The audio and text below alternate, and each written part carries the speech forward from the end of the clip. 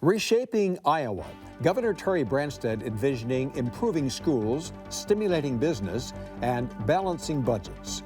A conversation with Republican Governor Terry Branstad on this edition of Iowa Press. Funding for Iowa Press was provided by Friends, the Iowa Public Television Foundation, the Iowa Gaming Association, on behalf of 18 commercial casino members who employ over 9,200 people with an annual payroll of more than $276 million and who generated nearly $1 billion for Iowa's economy in 2011. Iowa Bankers Association. Iowa banks provide financial services to meet the needs of families, farms, and businesses. More information is available online at myiowabank.com. Iowa Banks, your future, our focus. The Associated General Contractors of Iowa, the public's partner in building Iowa's highway, bridge, and municipal utility infrastructure. Iowa Community Foundations, an initiative of the Iowa Council of Foundations, connecting donors to the causes and communities they care about, for good, for Iowa, forever. Details at iowacommunityfoundations.org. The Rotary Clubs of Iowa and Rotary International. In 1985, Rotary International committed to a goal of ending polio worldwide.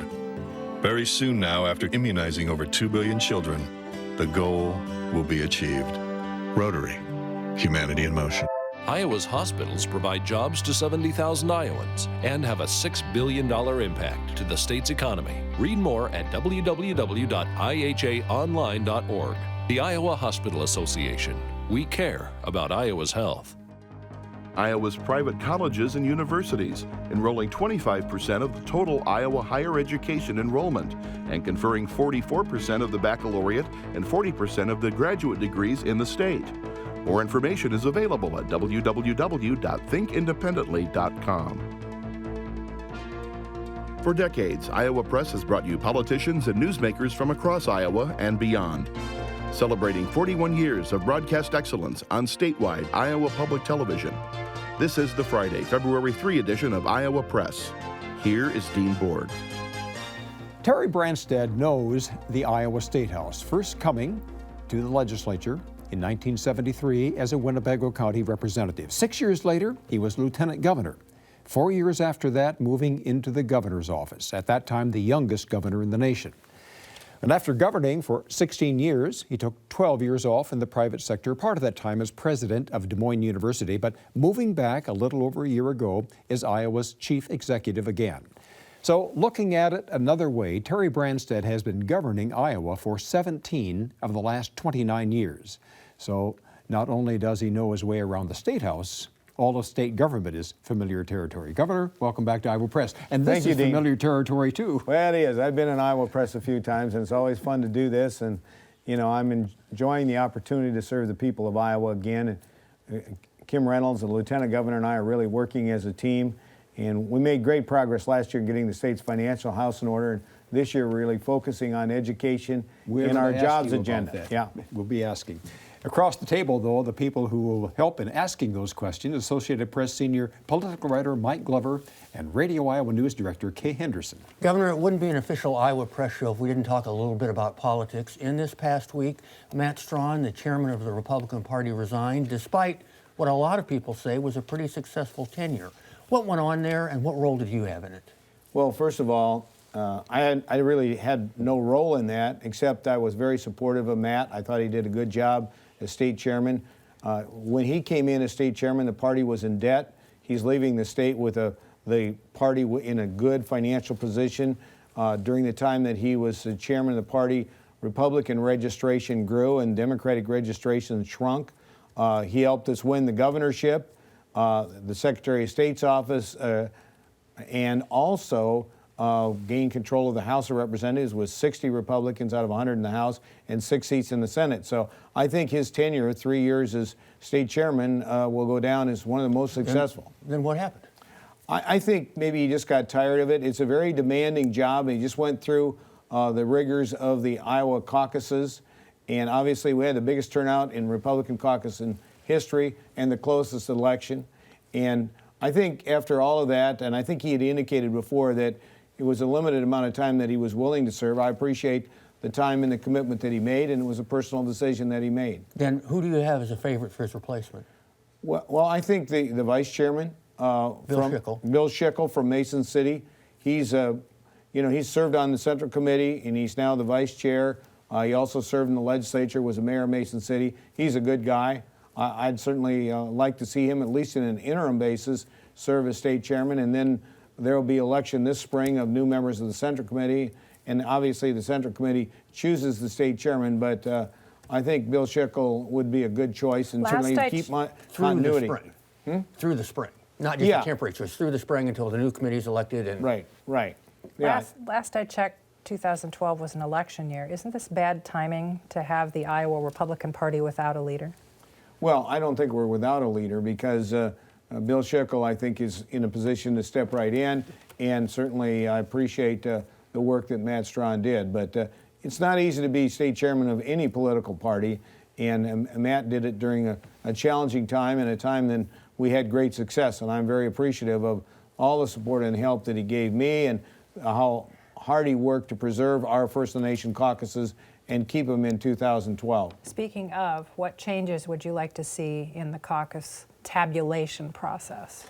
Well, I think some of the local party officials have suggested that the Form E be in triplicate, and so you could, we had, I think, 8 precincts where they lost the documents to verify the outcome, and so we don't want that to happen again.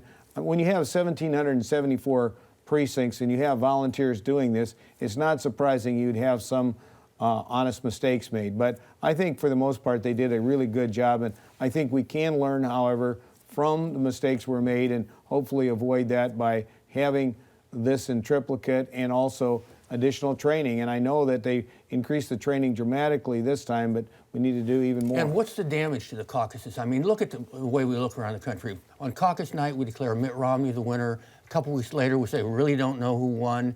Then a little bit later, we say Rick Santorum won. A lot of people are making fun of the Iowa caucuses. What's the damage of this? Well, anytime you have a close election, you're going to have things like that.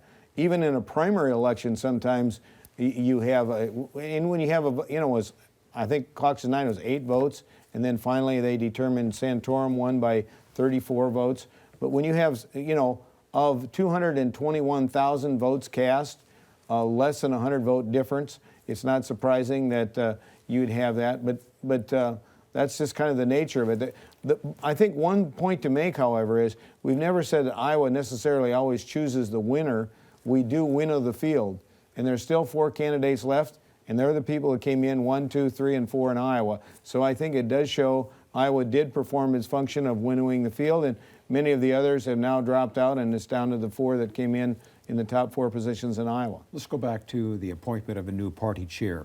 You have a major role in that, if not the role in picking that party chair. Yeah. The governor, hopefully the party Central Committee will listen to the wishes of the governor and the legislative leadership. But it is really the Central Committee that makes that decision, and I respect that. But I want to work with them, and I believe that, with Bill Schickel, we've got an experienced vice chairman who's ready to step in, and that's certainly my recommendation.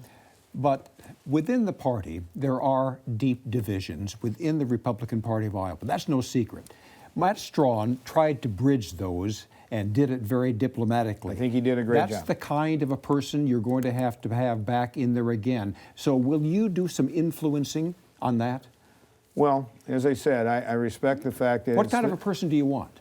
Well, I think Bill Schickel is the kind of person that we want. He's somebody that treats everybody with respect and dignity. He's somebody that served in the legislature. He served on the State Central Committee. He's also served in local government as the mayor of Mason City. So I think he's an ideal person for that kind of position. He can bridge those factions. I think so, and I think he's done that in the past. And he worked very well with Matt Strawn. I think he would be ideal. Governor, Kay mentioned this is an election year, and as you look around the map in this election year, it strikes me that one of the most hotly contested contests on the ballot will be the fight to see who controls the Iowa Senate. Yeah. Republicans have a big lead in the House. Democrats have a very narrow lead in the Senate. Can you get the Senate And what role do you want to play in helping Republicans take the Senate? I think we've got an outstanding opportunity to gain control of the Senate. There's a number of open seats. Up in my home territory, for instance, Jim Black, who served in the Senate for a short period of time, is running in an open seat. And that includes Winnebago County in that, Kossuth County, Emmett County, Hancock County. It's an area that I think we can win. There's many others like that around the state.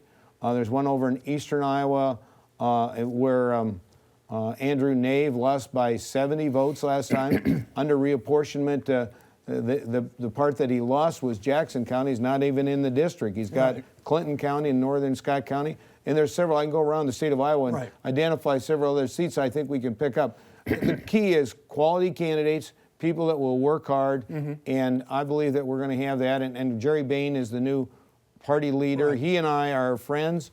We're neighbors from Boone County, and I think that, and I'm working with him and helping recruit candidates. I'm going to do, the Lieutenant Governor and I are both going to campaign aggressively for And there are those who candidates. suggest you ought to hold off on some of your big initiatives. I'm thinking property tax overhaul, reforming Iowa schools, because next year you're likely to have a Republican Senate. Well, I don't think we should hold off. I think we should move forward and accomplish as much as we can this year. My approach is always get as much done as you can, and you never know what the future is going to be. But we have a very focused agenda this year. Basically, we have an action plan for jobs, and we have education reform. And we've been working and building to try to get a broad-based consensus on those issues over the summer and fall, and we're ready to go. We think those things can be accomplished this year, and there's more, obviously, we want to do next year, too. The premier race in 2012 is the presidential race. Is it harder for a Republican candidate to win Iowa, which is always a battleground state, if the economy continues to show signs of improvement as it has this past week, reflecting improved unemployment numbers? Well, I'm proud of the fact that we've made progress in Iowa, particularly focusing on reducing the tax and regulatory burdens. And a lot of other governors have been doing that. But the federal government is in a mess. Under Obama, we have this health care plan that's unaffordable and unsustainable. So why is the economy getting better? The economy is getting better, but not nearly as fast as it did after previous recessions. And I think part of the reason for that is this massive debt that's been imposed on us, and the fact that the president keeps threatening the very people that we need to invest and create jobs in this country. I, as governor, am doing all I can to try to reduce the tax and regulatory burden and attract more business and jobs. We're going to keep working on that. I'm proud of the progress we're making. I find you just criticized President Obama, but you're going to have a joint appearance with Michelle Obama pretty soon. A little bipartisan campaigning there? Well, it's not a campaign. This is all about... Everything is campaigning. Well, I suppose you could say that. And I went to see the president when he came to Cedar Rapids because the president of the United States is the president of all the people. And I just felt as governor, if he comes to my state and invites me to be there and meet him, I should go. Michelle Obama is coming here to focus on health issues, and we want to be the healthiest state in the nation. She chose Iowa because of my initiative with the private sector, working with the goal of being the healthiest state in the nation. So we share the goal of a healthier nation and people taking ownership of their own health. Let's go back to the legislature, if we could, for a second. You have proposed that we reduce commercial property taxes. Democrats who run the Senate are very interested in increasing the earned income tax credit, which would be a tax break for low-income workers. Is there a deal there? I think there's a possibility of working something out there. I think that it's critically important that we address commercial property tax. That's been a problem for 30 years. Two previous governors, and I don't know how many general assemblies have failed to address it. We've worked all summer. We've revised our plan. It's now an 8-year plan. It treats new and existing the same. We have a trigger protecting local governments. So their revenue is going to continue to go up, and we have a trigger to say if there's ever a year where it wouldn't, then we would delay this. So we think we've got a good plan there. I'm willing to consider the earned income tax credit as part of an overall comprehensive tax reform package. We also need to limit agriculture and residential property because of the dramatic increase in commodity prices over the last 5 years. We're going to see massive increase, $2.3 billion increase in property taxes, primarily on ag and residential, if we don't take action. And I recommend that we reduce the amount of growth there from 4% to 2%. And what are you hearing from legislators about that potential? Do they seem open to it? Yes, I think there's a lot more openness to it this year. Everybody says that this is something that needs to be done this year. We still have a long ways to go. It's complicated, and there's a lot of learning and educating to do. For instance, we need to educate people that a lot of times it's the small business tenants that are paying these property taxes, because the way commercial property is leased, it's under a net lease.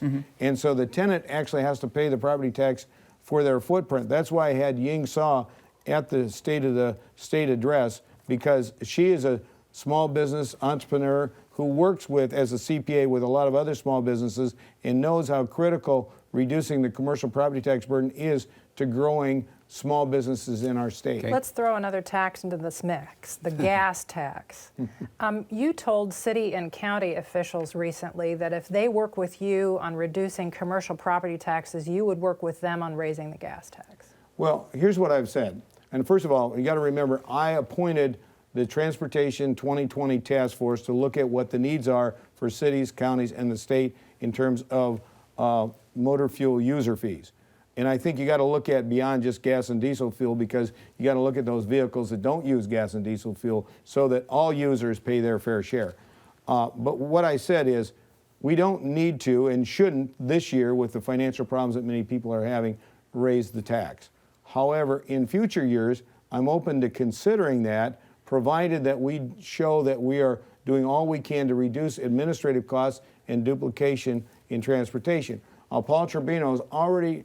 He's the director of your Department of Transportation. Right, he's the director of, and he's already identified $50 million worth of savings. They did a great job of repairing the roads and bridges damaged by the flooding in western Iowa, and he's been able to move forward I think it's $128 million in additional funding for roads this year. So we don't have a problem this year, it's in subsequent years. But is there going to be some massive tax proposal that would raise the gas tax in January of next year, reduce commercial property taxes, and deal with this tax cut, the earned income tax credit for low-income Iowans? Is there going to be some sort of massive tax deal coming together? Well, I don't know about that. I guess my Wouldn't that be improved prospects of all three of those things happening? Well, we'll have to see. And obviously, I have to work with both the House, which is controlled by Republicans, the Senate controlled by Democrats. We also want to work with the minority members of the House and Senate as well. I think it's going to have to be bipartisan to get these things accomplished,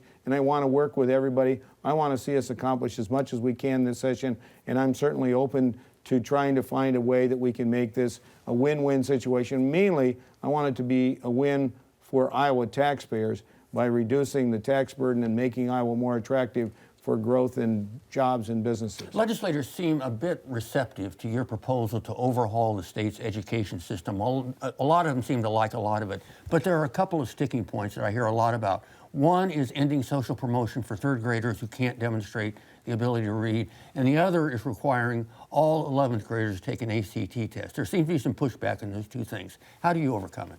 Well, first of all, let's take the ACT test.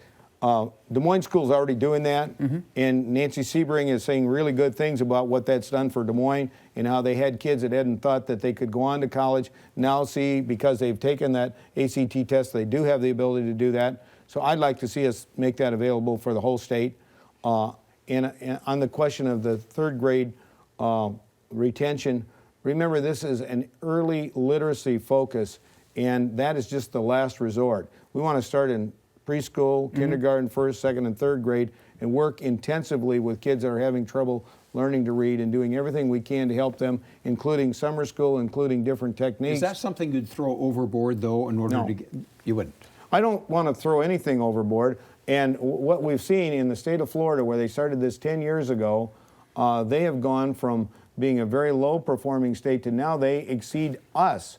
I mean, fourth graders in Florida are their scores now exceed on the NAEP tests in reading, exceed what we have in Iowa. They've increased dramatically with this approach, and we have talked with the people from I think it's Jeb Bush's foundation that has he was the governor that started this, and they continue to work on this project. And I think as people learn about the success and the benefit that it's had, and they can see that retention is just one part of it, but it does get the parents' attention if they know that their child is not going to be just passed along if they don't get involved with their kids learning how to read. And by the time you get to third grade, you move from learning to read to reading to learn your other subjects. Okay.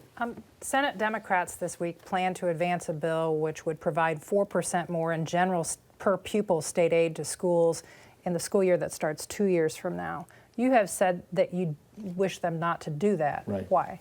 Well, first of all, as you said, it's 2 years from now. And first of all, we put together a 2-year budget, and last year we approved school aid for both years. And now we're working on major education reform.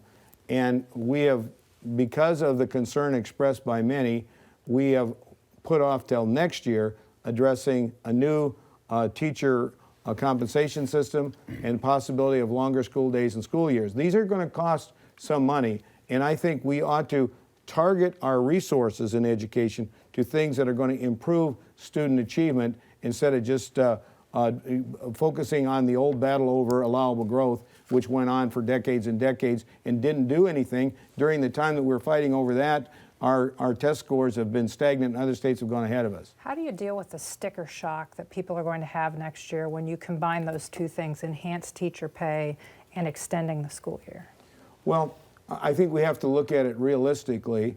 And first of all, we've got to get a consensus on how to best approach that and recognize that when you ask people to do more, you also need to make sure that you have the resources to do that. And so that's going to be carefully studied, and Jason Glass is appointing a task force of citizens that are going to come up with recommendations there. And it may be some of that has to be phased in over a period of time. We've said this is a 10-year commitment. We want it to be a sustainable commitment that will survive changes in administration and changes in control of the legislature. So it really needs to be something that has broad-based bipartisan support. You mentioned control of the legislature. I'll use control again. Local control comes up again and again and again as a complaint about what's happening in this administration. And that is in the education reform, commercial property tax, cutting that by 40%. Local cities and towns are worried about the encroachment on their tax base. And also in the little thing on traffic cameras. Local control there being, because you said you would sign a bill, if it came to you, banning red light cameras. Is local control being eroded by state government needlessly, or is it necessary? Well, first of all, local control has never included taxes. We have home rule, but it doesn't include taxes, never has. And the state has always been involved in determining regulations with regard to property taxes. And indeed, in the time that I've been involved in the state government, we've dramatically reduced the property tax share of the cost of education and increased the state aid. And I think most people would agree that's been a good thing. Property taxes are still very unpopular. And local control, to have a $2.3 billion increase in property tax, I think most Iowans would say, thank God you're looking out for our interest instead of letting them just dramatically increase our taxes just because farm commodity prices have gone up. And remember, residential is tied to it. So it's not just farmers are going to see a massive property tax increase, it's also residential. So philosophically, you have no problem with the state taking control of some of these things? Absolutely. From the day that I came to the legislature, one of the first things we worked on is getting rid of some of the unfair taxes. Like we had personal property tax on livestock, we had personal property tax on farm machinery, and all of this stuff. And I've worked as governor, but before that as a legislator and as lieutenant governor to reduce some of these tax burdens. And I hear from a lot of citizens that strongly object to having some camera decide that they're going to have to pay a fine. They don't even see their accuser, and the person that has to pay it is the person who owns the vehicle, not the driver. I think there's a lot of problems with that. 10,000 people have signed a petition saying that they object to it. I have personal experience in Arizona in the middle of the desert, going 10 miles over and it costs $200. I didn't think that was very fair. It was a rental car. Doesn't that mean local control is local control as long as you do what we want? No, there's a lot of places where there's local control, but as I said, when we gave home rule to cities and counties, we never gave them control over the tax structure, because the state has a responsibility to control, and the most unpopular tax in this state is the property tax. And we have continued to look at ways that we can reduce the property tax burden and replace it with state revenue. Governor, in December, one of your former aides, Doug Gross, was on this program, and he said he expects you to run for re-election. Talk about that. Do you intend to run for an unprecedented in Iowa 6th term? I don't know at this point. I love what I'm doing.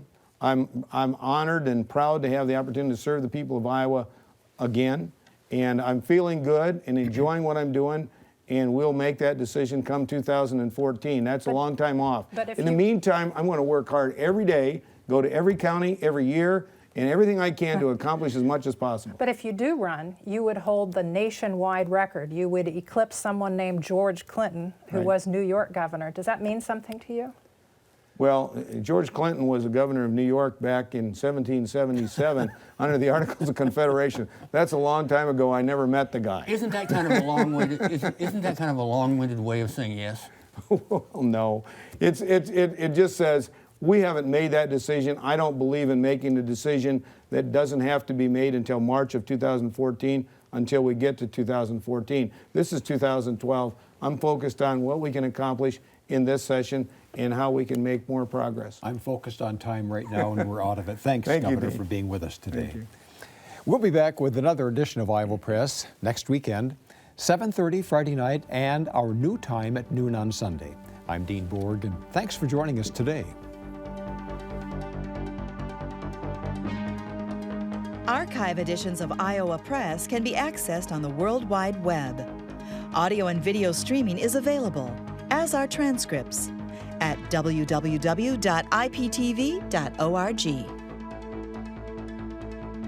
Funding for Iowa Press was provided by Friends, the Iowa Public Television Foundation, the Iowa Gaming Association, on behalf of 18 commercial casino members who employ over 9,200 people with an annual payroll of more than $276 million, and who generated nearly $1 billion for Iowa's economy in 2011.